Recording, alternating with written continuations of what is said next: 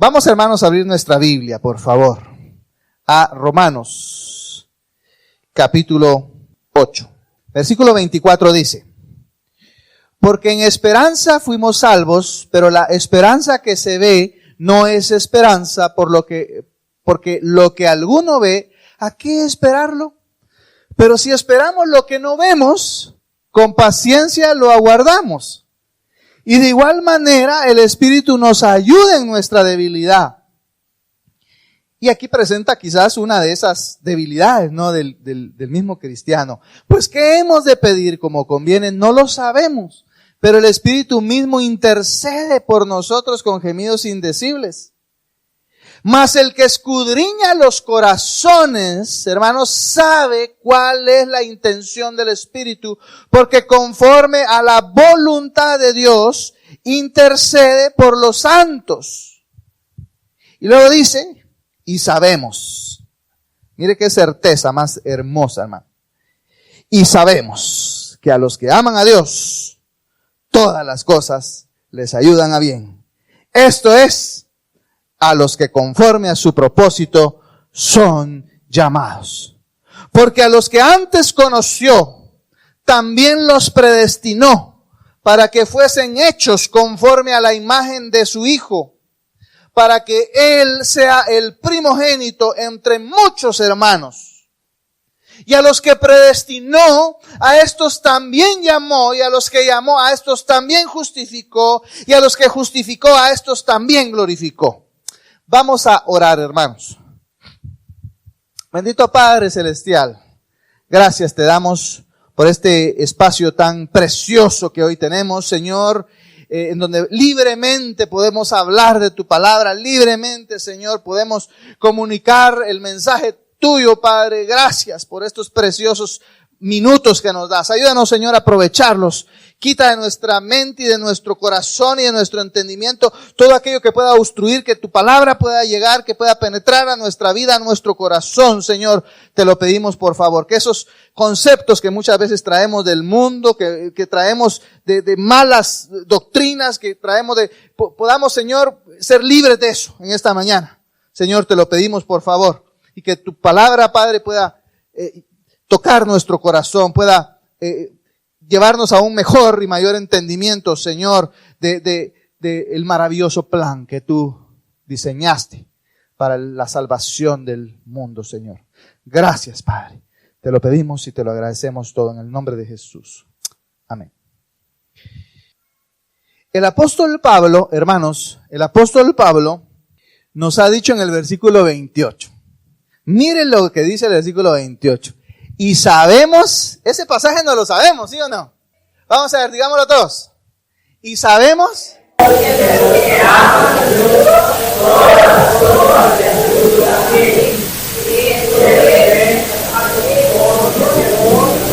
Llamadas. Y esa última parte a veces se nos olvida, ¿eh? Solo nos recordamos de, sabemos que todas las cosas ayudan a bien. Mire, en otras palabras, hermanos, todo lo que sucede en la vida de los creyentes, hermanos, está obrando para su bien, para su beneficio. Absolutamente todo está obrando para su bien. Está obrando, hermanos, para su crecimiento. Está obrando, y lo veíamos el domingo pasado, todas las circunstancias están obrando para nuestro crecimiento, para nuestra madurez, para santidad. Para santidad. Y por eso es que quería empezar con el versículo que vimos el domingo pasado, hermanos, porque no podemos estudiar estos dos versículos que vienen sin entender el anterior, el versículo 28.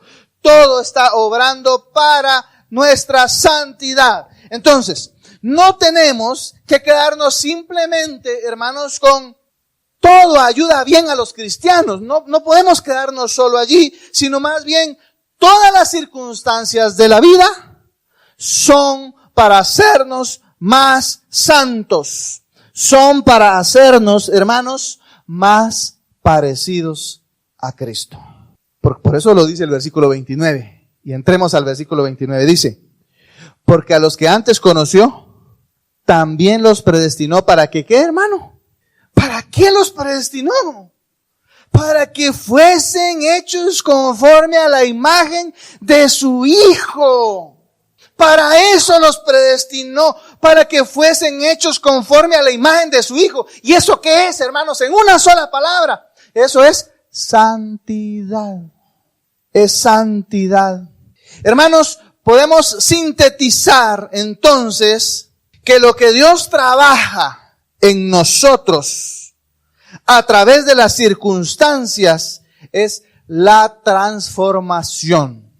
Lo que Dios obra en nosotros, y todo eso va a ser para bien, es una transformación de carácter. Es una transformación de vida. Es, hermanos, es como un buen padre. Es como un buen padre. Un buen padre, hermanos, que ve a su hijo o a sus hijos y ve que sus hijos o su hijo tiene una tendencia a no controlar su temperamento, por ejemplo, ¿no? Un buen padre ve esa tendencia en su hijo. Y entonces ese padre lo disciplina, ese padre lo castiga, ese padre lo corrige de manera firme y segura, de manera sistemática y permanente, al punto de que va doblegando ese temperamento que de adulto indudablemente lo podría llevar a muchos problemas e incluso hasta la cárcel. Porque no me diga que una persona que tiene un temperamento fuerte no podría llegar a la cárcel. Entonces el papá anhela ver a su hijo transformado en un hombre o en una mujer de bien. No un hombre o una mujer que han perdido la esencia de su temperamento, bilioso quizás, en el caso del que estoy poniendo por ejemplo, ¿no? Un temperamento bilioso quizás, sino un hombre o una mujer, hermanos, que no ha perdido su esencia. Un hombre o una mujer que está al control de lo negativo de su temperamento. Y que no solo controla lo negativo de su temperamento, también, hermanos, aprovecha las virtudes de ese temperamento. Un temperamento bilioso, por ejemplo, hermanos, se dice que son aquellas personas que tienen un empuje en el trabajo, que son eficientes, que jalan al resto del grupo, que lo llevan al éxito en los proyectos. Pero la parte negativa es que son muy bravos, ¿no?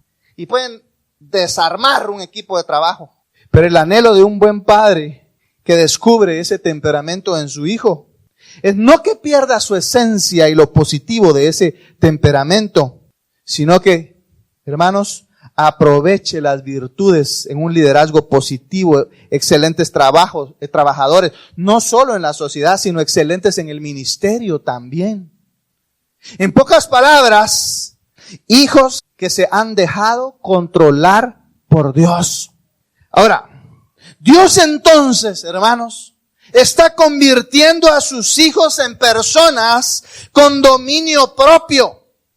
Dios está convirtiendo a sus hijos en personas más amorosas, más pacientes, más nobles, más benignas, más fieles, más estables, más bondadosas, más sabias, más dependientes, con más fe, más buenas, más alegres y felices, más amigables y amables, más interesadas en el bien espiritual de los demás y no solo en el propio, más sólidas en las pruebas, más sensibles a la palabra de Dios, más justas, más puras, más limpias en su manera de percibir y ver el mundo, más misericordiosas.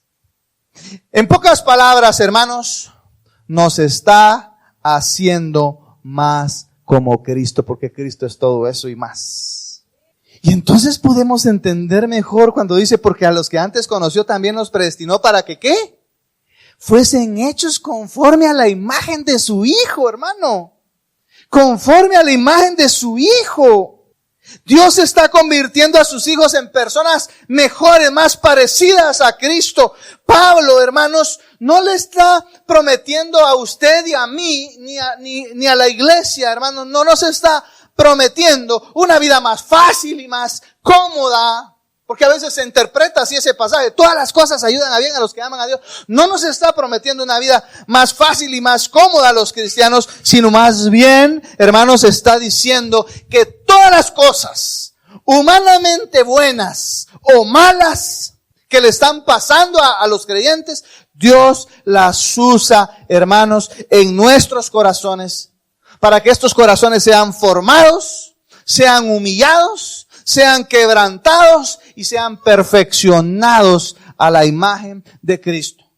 Y esto es, hermanos, lo que dice el versículo 29, ¿no? Lo volvemos a leer. Dice, porque a los que antes conoció, también los predestinó para que fuesen hechos conforme a la imagen de su Hijo. La nueva versión española dice, a los que reprodujeran los rasgos de su Hijo. Imagínense, a los que reprodujeran los rasgos de su Hijo, ¿no? De modo, dice, que este fuera el mayor de una multitud de hermanos. Esto implica entonces, hermanos, que Dios nos está cambiando. Y hemos dicho ya que lo está haciendo mediante la presencia del Espíritu Santo en nosotros. No estamos luchando solos, estamos acompañados en esa lucha, pero Dios, entonces podríamos imaginarnos, hermanos, que es como una especie de escultor, ¿no? Es como una especie de escultor. No sé si usted ha pasado alguna vez ahí por la Reforma, ¿no? Cuando está un escultor componiendo todas las que tienen ahí en la Reforma, ¿no? Las estatuas esas que tienen ahí en la Reforma, ¿no? Hay uno ahí especializado, ya es muy grande. Y ahí está sentado hasta en un banquito a veces componiendo todas las barbaridades que le hace la gente cuando pasa por ahí, ¿no? A las pobres estatuas esas que están ahí en la Reforma, ¿no? Dios es como un escultor, fíjese, hermano, que tiene un modelo, ¿sabe? Tiene un modelo al cual quiere que nos vayamos pareciendo día con día. ¿Y sabe quién es ese modelo? Jesucristo es ese modelo. Jesucristo es como quien dice el modelo maestro perfecto. El modelo perfecto. Y entonces a todas las cosas, hermanos, las está utilizando. Todas las cosas del versículo 28 que dice que ayudan a bien. Todas esas cosas las está utilizando para pulirnos, para moldearnos, para contornearnos, para esculpirnos o incluso, hermanos, para sustituir un material de mala calidad en nosotros. Hermana, qué hermoso, ¿ah? Qué feo es cuando usted mira que un material de su pared se empieza a caer. ¿Y qué pasa cuando usted llama a un arquitecto, un ingeniero y llega y le dice, no, es que ahí le hicieron mala mezcla, le echaron menos cemento y se la compone y se la deja y ya no se le mete el agua, ya no se le... Algo así es lo que Dios está haciendo con nosotros, hermanos. Nos está quitando esos materiales de mala calidad que hay y nos está transformando a la imagen de su Hijo, hermano. Mire, hasta que vayamos tomando, hermanos, esa transformación más y más parecidos, podríamos decir, al modelo perfecto, al modelo maestro, que es nuestro Señor Jesucristo. Entonces la idea de reproducir, que menciona la nueva versión española, dice que reprodujeran los rasgos de su Hijo. Esa idea de reproducir los rasgos, hermanos, no se refiere a un maquillaje solamente. No es un chapuz. No es solo echarle como le hacen a uno, mire, fíjese que tengo aquí mi pared toda llena de hongo. No se preocupe, le raspan y le pintan nada más ahí. Pero al ratito otra vez tiene moho y otra vez tiene... No es un chapuz, no es un maquillaje solamente o algo superficial solamente, hermanos, sino cuando está hablando de reproducir, está hablando de algo profundo, algo interno. Es como si nos estuviéramos volviendo como que si Dios, hermanos, nos estuviera volviendo a hacer desde adentro hacia afuera, nos estuviera transformando desde adentro hacia afuera, en lo profundo de nuestro ser, en lo profundo de nuestro corazón, de nuestra mente, nos está volviendo a hacer desde adentro hacia afuera, desde lo más profundo a lo más externo. Es una semejanza, podríamos decir, hermanos, es una semejanza de fondo, es una semejanza en esencia. No es superficial, no es de forma. Y sabe, esa semejanza de forma es la que hace la religiosidad de hoy en día. Porque nos pone así, ¿no? Hasta hablar suavecito y hablar así despacito, ¿no? Vestido de cierta manera, arreglado de cierta forma. Dios no hace eso, hermano. Dios nos transforma de adentro, del corazón, de lo profundo. Mire, el apóstol se lo explica a los corintios así. Vea conmigo, por favor, 2 Corintios 3, versículo 18. Dice, por tanto, nosotros todos, hablando de los creyentes, nosotros todos, mirando a cara descubierta como en un espejo, ¿qué? La gloria del Señor, somos ¿qué, hermanos? Transformados de gloria en gloria, ¿en la qué? Misma imagen, está hablando de Cristo, en la misma imagen, como por el Espíritu del Señor. Entonces, hermanos, Dios está transformando la vida suya y la vida mía, y nos está haciendo diferentes, nos está haciendo más parecidos a Jesucristo. En otras palabras, seremos como sus hermanos. Por eso dice que es el primogénito ¿entre qué? Entre muchos hermanos. Nos está diciendo que vamos a ser como, es decir, somos como los hermanos de nuestro Señor Jesucristo, pero cada día nos estamos pareciendo más a Él. No somos solo legalmente adoptados, porque recuérdense que la adopción, y cuando hemos hablado de la adopción, hemos dicho que es como algo legal, pero no solo tiene que ver con una adopción legal en la familia de Dios, como dice, estamos legalmente adoptados por Dios, sino que también, hermanos, aquí está hablando de que tendremos un parecido familiar. Un parecido familiar. Leti, ¿viene? Por favor. ¿Nos parecemos o no nos parecemos? Algo, ¿ah? Ahora vení, amor. La sonrisa se parece, dice. ¿Nos parecemos o no? Mire, ¿sabe qué? ¿Sabe qué? Mire, usted no ha oído que dice que de viejitos hasta se parecen los esposos. Y ni parientes que son. Y ni genes iguales que tienen. Y sin embargo, hasta la manera de hablar se parece. Las expresiones, la manera como se expresan corporalmente. Yo pensé que algo de parecido me iban a hallar con Yancy. Pero nos falta mucho más. ¿Sabe, hermano? Aquí dice que seremos como sus hermanos. Él se va a ser el primogénito entre muchos hermanos. No solo vamos a ser adoptados legalmente, sino vamos a tener un parecido familiar. Mire, el apóstol Pedro lo explica de manera maravillosa. Vean conmigo, por favor. Vayamos a 2 Pedro, capítulo 1, versículos 3 y 4.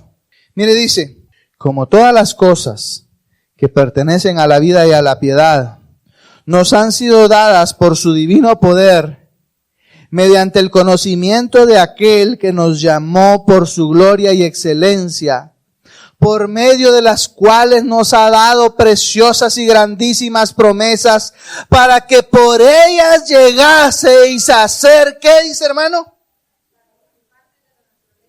Mire qué manera más magnífica y maravillosa de explicar y decirnos, hermanos, que vamos a ser más parecidos a Cristo. Dice, para que llegaseis a ser participantes de la naturaleza divina. Mire qué tremendo, porque con mi hermana Leti somos hermanos de naturaleza, ¿no? Tenemos genes, los mismos genes, podríamos decir así.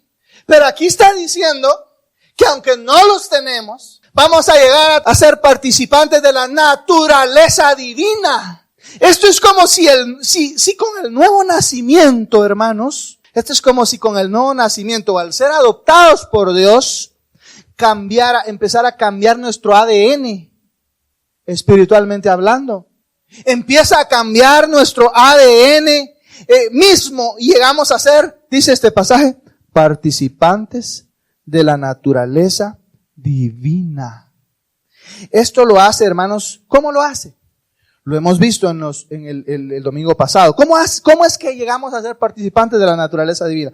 Esto lo hace, hermanos, a través de las circunstancias de la vida. Él nos restaura para que reflejemos cada día más la imagen de nuestro hermano mayor, la imagen de Jesucristo, la imagen de nuestro Padre Celestial. Dios, entonces, hermanos, acá lo que está diciendo, volvamos al 29, por favor, dice, porque a los que antes conoció, también los predestinó para que fuesen hechos conforme a la imagen de su Hijo.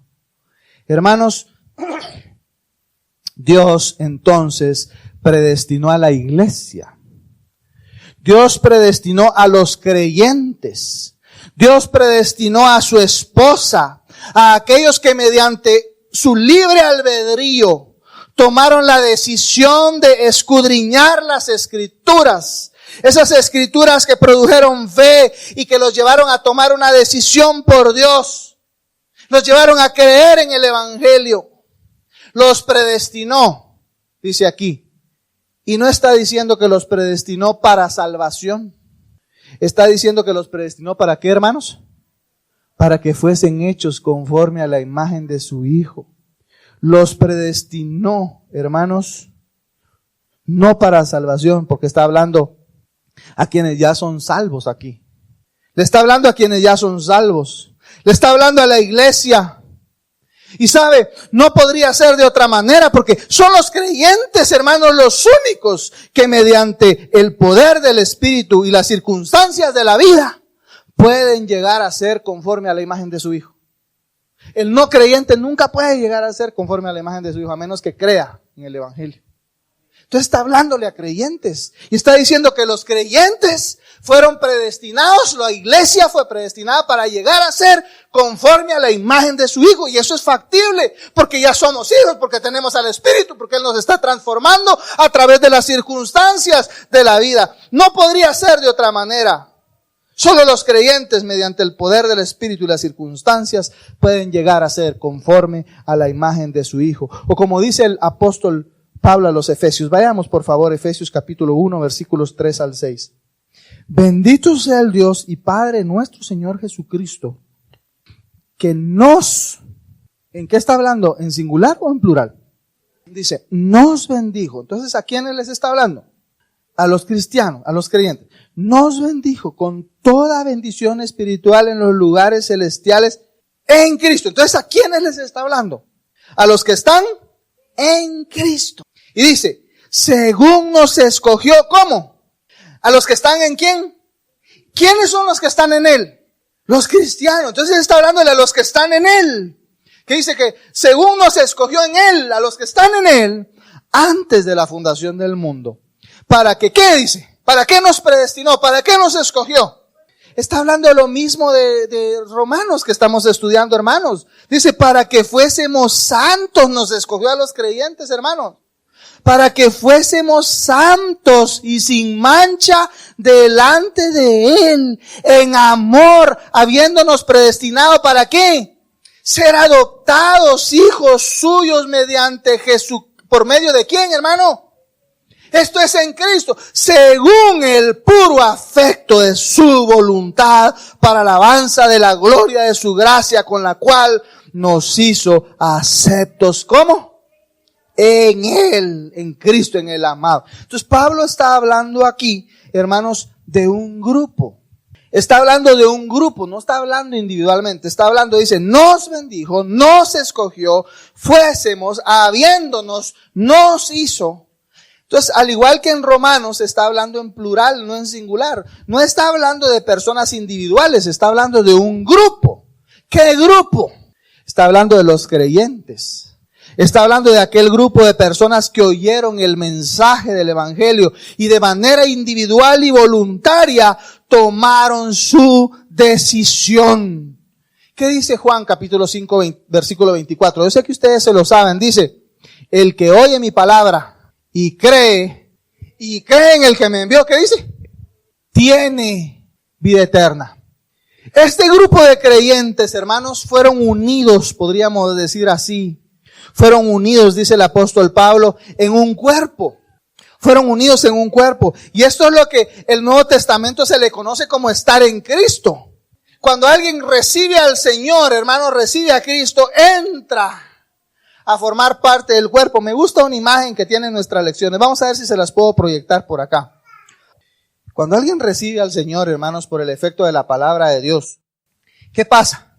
Es adoptado, como dijo, y pasa a ¿qué, hermano? A ser parte ¿de qué? Del cuerpo de Cristo, de la iglesia, ¿no? Acá pasa a ser parte del cuerpo de Cristo. Y me gusta este dibujo, mire. El cuerpo de Cristo está conformado ¿por qué, hermanos? Por los creyentes, ¿verdad? Es la iglesia es el cuerpo de Cristo. Por eso dice en Él, y cuando está hablando de en Él, está hablando en el cuerpo de Cristo, que Él es la ¿qué?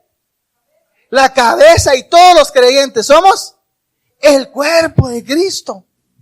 Ahora, Romanos 12 lo explica un poquito, por favor, vea conmigo, Romanos 12, versículos 4 y 5. Dice, porque de la manera que en un cuerpo tenemos muchos miembros, ¿qué dice? Así nosotros, siendo ¿qué? Muchos, solo un cuerpo, ¿en qué? En Cristo, y todos miembros los unos de los otros. Y ahí empieza a hablar, hermano, de aquel de que un miembro no le pega al otro, ¿no? Es como que el mismo ojo, el mismo dedo empiece a pinchar al ojo, yo me empiezo a tirar unas mis pataditas y me empiezo a, ¿verdad? Ese es estar un poco, eso se llama, ¿cómo se llama eso en medicina?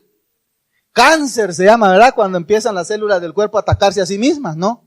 Ahora, es de este cuerpo, hermanos, la iglesia que está hablando el apóstol Pablo en Efesios cuando dice, según nos escogió en Él, en Cristo, antes de la fundación del mundo. Hermanos, podríamos decir que Jesucristo, hermanos, es el sí.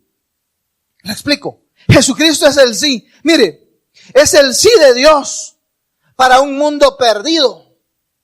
Jesucristo es la llave que abre la puerta a todas las bendiciones espirituales que el ser humano pueda tener y eternas también. Jesús, hermanos, es el hombre elegido. Él es el elegido y todos son o están potencialmente elegidos, pero en Cristo. En Cristo. Mire, me gusta pensar, hermanos, y esto solo le comparto un pensamiento. Me gusta pensar que en el libro de la vida del Cordero están escritos todos los seres humanos desde que nacen y que son borrados. Por eso dice ya en Apocalipsis, ¿no? Capítulo 3. Son borrados cuando mueren sin Cristo. Están escritos todos ahí, pero son borrados cuando mueren sin Cristo. Mire, es que todas las bendiciones, hermanos, de Dios fluyen a través de Cristo. Por eso es que Él dice, ¿no? Yo soy la vid, cuando nos pone la figura, ¿no? De la vid y las ramas, ¿no? Yo soy la vid y ustedes son los pámpanos. Todo pámpano que en mí no permanece se muere. Pero ¿por qué tiene vida el pámpano? No es que el pámpano tenga vida en sí mismo, sino que la tiene en el árbol, en la vid. En Cristo tenemos vida. Todas las bendiciones fluyen a través de Cristo. Hermanos, la predestinación es entonces de los creyentes en su conjunto, de la iglesia. No es una predestinación para salvación individual de algún hombre solamente. Es una predestinación de los creyentes. ¿Para qué? Para ser santos, para ser conforme a la imagen de su Hijo, para ser adoptados. Los creyentes son los adoptados. Ser adoptados, hermanos, ser santos, ser conforme a la imagen de Cristo, solo es posible para los verdaderos creyentes. Mire, es como una pareja de novios o recién casados. Fíjese que ellos hacen el plan, hacen muchos planes. Pero dentro de los planes que ellos hacen el plan de poder recibir a sus hijos que van a venir o que podrían venir. Mire, ellos no les interesa si son dos hombres, una mujer, o si primero nace el hombre y después la mujer, o si nacen solo dos mujeres, o dos hombres, una mujer, o dos mujeres y un hombre como mi caso. No les interesa, hermanos, si van a ser canches o morenos, ojos verdes, cafés o negros. Si van a tener un temperamento bilioso o un temperamento sanguíneo. No están pensando en eso.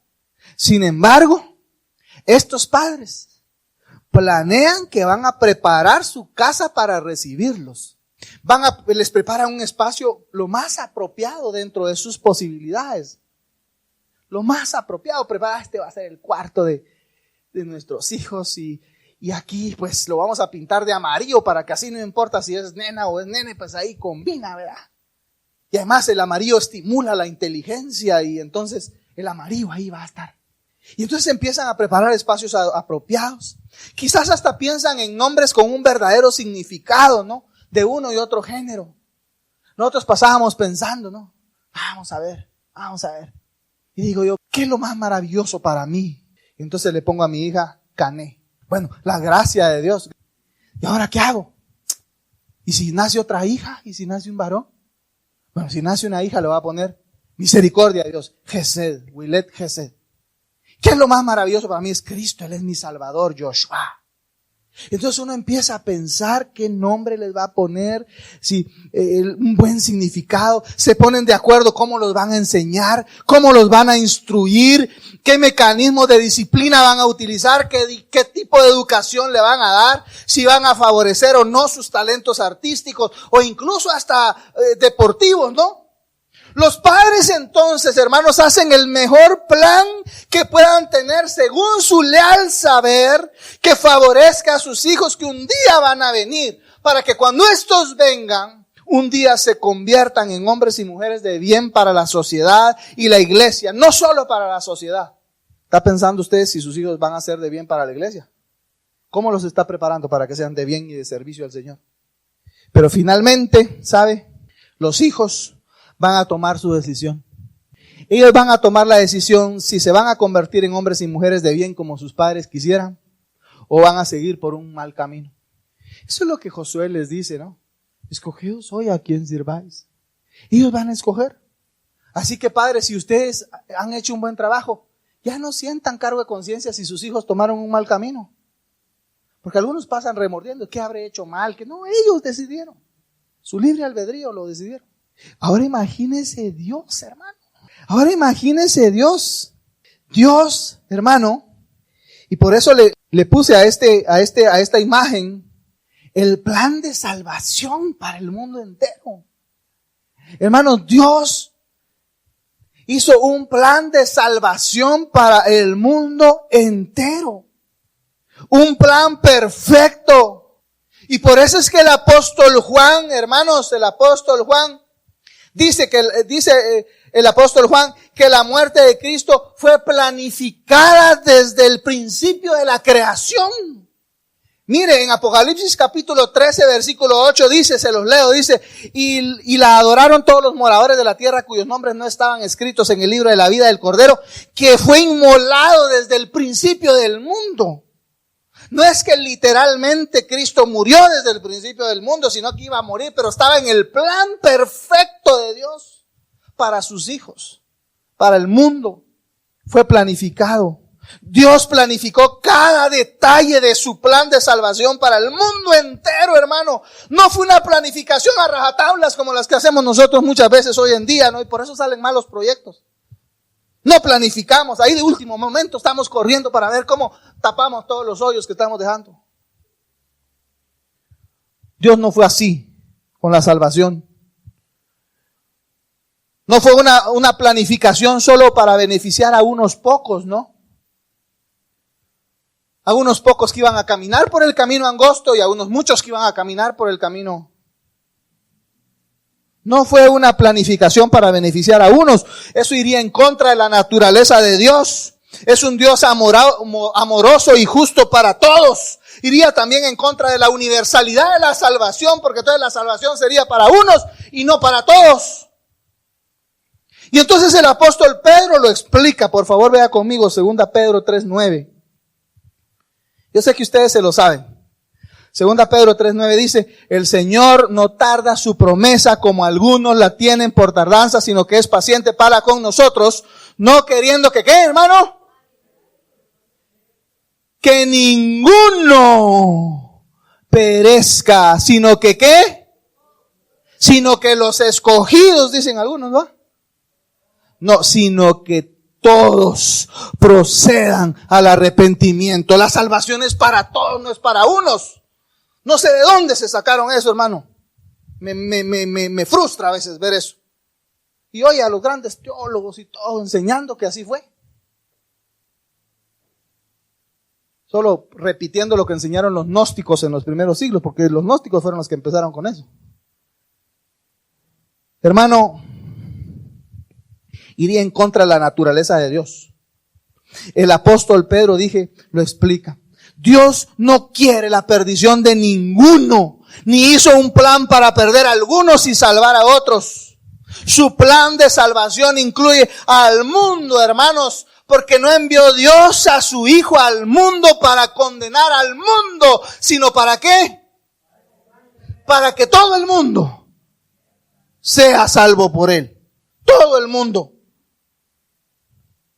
La predestinación, entonces, hermanos, no puede entenderse como un plan de salvación para algunos, sino que debe entenderse, hermanos, como la determinación anticipada o el plan de santificación de la iglesia. El plan de santificación de la iglesia. Esta enseñanza de la predestinación, hermanos, debe entonces motivarnos a la santidad.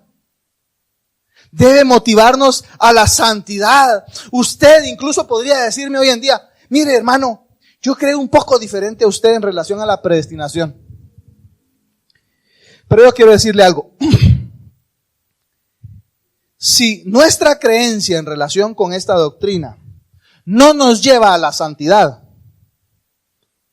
sino a una falsa seguridad, ¿no? Es que como Dios ya me escogió, ya no hay ningún problema. Si esta doctrina, si lo que usted cree de esta doctrina lo lleva a una falsa seguridad o lo lleva a un sentido de privilegio exclusivista, ¿no? Como yo oí a algunos, ¿no? Es que hermanos, decía, mire, Dios nos escogió a ustedes y a mí, como orgullosos, ¿no? Como dice, saqué 100 puntos y por eso nos escogió, ¿no? Porque a eso es a lo que estamos acostumbrados hoy en día, ¿no? Es que escogen a los mejores niños para llevar la bandera, ¿no? Escogen a los mejores para participar en un proyecto de robótica, ¿no? Escogen a los mejores. No es así con Dios, hermano. No es así. Mire, si esta doctrina no nos lleva a la santidad, no la hemos comprendido bien. Si nos lleva a una falsa seguridad, a un privilegio exclusivista, Dios nos escogió. En realidad, hermanos, no se ha entendido mucho de esta enseñanza. Esta enseñanza nos debe llevar, hermanos, a una tremenda gratitud, hermano. Dios escogió a los creyentes, por eso dice el versículo 28, los que conforme a su propósito son ¿qué? Llamados, escogió a los creyentes para ser adoptados, para ser santos. Así que además de gratitud, hermanos, también nos debe llevar a una tremenda responsabilidad de permitirle al Señor, como el escultor que es, moldearnos a la imagen de Cristo. Y Él lo va a hacer. Él lo va a hacer. Y eso es lo maravilloso. Él lo va a hacer. Nada va a detener ese propósito de Dios. Aunque quizás para ello va a tener que permitir pruebas difíciles de sobrellevar en nuestra vida. Pero Dios, hermanos, conoció este hecho. Y por eso lo puse como un marco, ¿verdad? General, el conocimiento y la omnisciencia de Dios, ¿verdad? Dios antes conoció todo este hecho. Dios lo conoció. Lo vio antes de la fundación del mundo. Él siempre, hermanos, ha visualizado a la iglesia. Él siempre visualizó a los creyentes en ese proceso de conformarnos a su imagen. Dios visualizó desde la eternidad, visualizó a la iglesia y visualizó a los creyentes haciéndolos pasar por un proceso de desarrollo, por un proceso de transformación, hasta llevarlos a la medida de la estatura de la plenitud de Cristo. Por eso dice el versículo 29, volvámoslo a leer ahora con todo lo que hemos comentado. A los que antes conoció, también los predestinó para ser conforme a la imagen de su Hijo.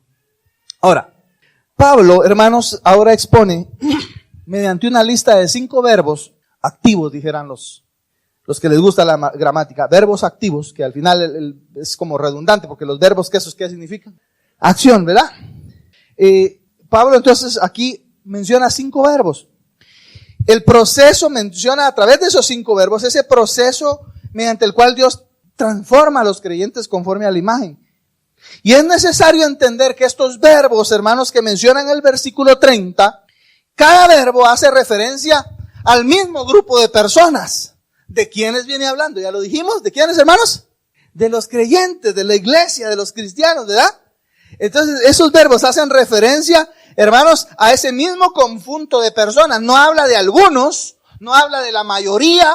Por eso él dice usa la palabra los. En otras palabras, todos los creyentes. Es decir, que si a un creyente se le aplica uno de estos verbos, también se le aplican el resto. Entonces dice, versículo 30, ¿alguien me ayuda por favor a leerlo?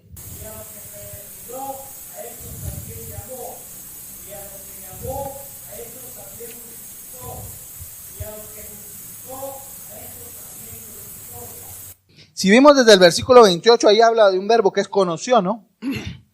A los que antes conoció. Versículo 29, perdón. A los que antes conoció. Conocer de antemano. Pero fíjese que ese conocer de antemano, hermanos, no es solo ya te vi, te conozco, ¿no? Tiene que ver, hermanos, con un amor profundo. Cuando está usando aquí la palabra conocer, está hablando de conocer íntimamente, profundamente. Conoció. Dios amó a la iglesia desde el principio, pues.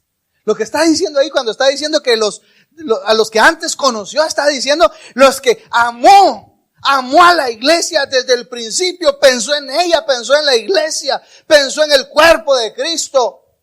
Es como el soltero, ¿verdad? El soltero que sueña y visualiza y planifica tener un día una esposa, ¿no? Algo así. Pero luego dice, en el versículo 30, los predestinó. Hermanos, Dios hizo de antemano un plan. Dios hizo de antemano un plan de salvación para todos, de santificación para los que han creído por el efecto de la palabra en su vida, esa palabra que genera fe y que los lleva a ese dibujo que les puse ahí al principio, ¿no? De dos caminos, ¿no? Un camino y una decisión que hay que tomar, ¿verdad? Y por eso les pongo nuevamente la imagen acá. Hay una decisión, ¿no? Alguien cree y alguien no cree. La palabra de Dios dice que los creyentes son adoptados para ser conforme a la imagen. Nos llamó, justificó, glorificó, pero los incrédulos, ¿qué dice que va a pasar, hermanos? El que cree no es condenado, pero el que no cree ya ha sido condenado porque la ira de Dios. Y luego dice, pero el que no cree ya es condenado porque no ha creído. ¿Por qué qué? Porque no ha entrado a estar en Cristo. ¿Verdad? Y esta es la condenación, que la luz vino al mundo y los hombres amaron más las tinieblas que la luz porque sus obras eran malas. Y entonces finalmente viene ¿qué, hermanos? Un juicio, ¿no? Luego dice, los llamó y los justificó. El creyente que respondió al llamado, hermanos, cuando el creyente responde al llamado, entonces Dios echa a andar su plan, hermanos, para hacernos legalmente justos. Y esto no es gracias a su capacidad, sino es gracias a la obra de Cristo en la cruz del Calvario. Y finalmente dice, los glorificó. ¿Qué tiene que ver aquí glorificar? Vemos algo como muy grande, ¿no? Vemos la gloria allá, ¿no? Con el Señor. Y dice, los glorificó. ¿Qué significa glorificó, hermanos? Significa que Dios completa el plan en la eternidad. Lo empezó ya a ejecutar el plan en la iglesia, pero lo completa allá en la eternidad. Y cuenta entonces al creyente desde ya, hermanos, como glorificado en su presencia por la eternidad. Y eso es, lo glorificó. Entonces, hermanos, concluyo con esto. La voluntad de Dios para los creyentes no es, hermanos, solo que lleguen al cielo. La voluntad de Dios para los creyentes no es solo que lleguen al cielo. Ahí van. La voluntad de Dios, hermanos, es que sean como Cristo. La voluntad de Dios para la iglesia, para usted, para el creyente, para mí, es que seamos como Cristo. De esa cuenta entonces, hermanos, es que los creyentes debemos reflejar las características de Cristo. Debemos reflejar las características de Dios frente a este mundo perdido, hermano. ¿Cómo estamos en eso? Hagámonos un examen en unos 10 segundos. ¿Estamos reflejando las características de Cristo en nuestra vida, en nuestro trabajo, con nuestra familia? ¿Cómo nos están viendo?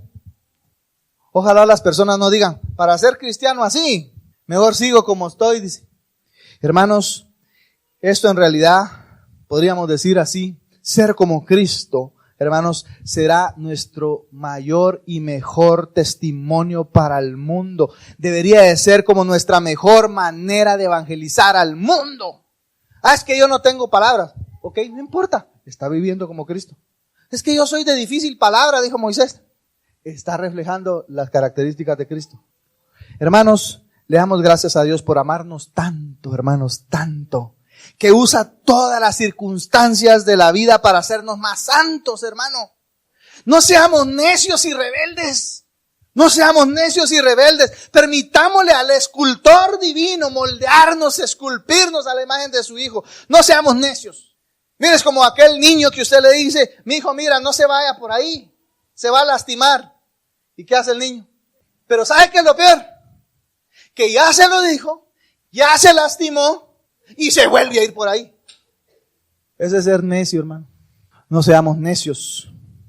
Que las circunstancias de la vida, hermano, que estamos viviendo hoy o que vamos a vivir o que ya vivimos, de verdad, hermanos, nos ayuden a reflexionar y a pensar qué es lo que Dios está transformando en mi vida a través de esas circunstancias.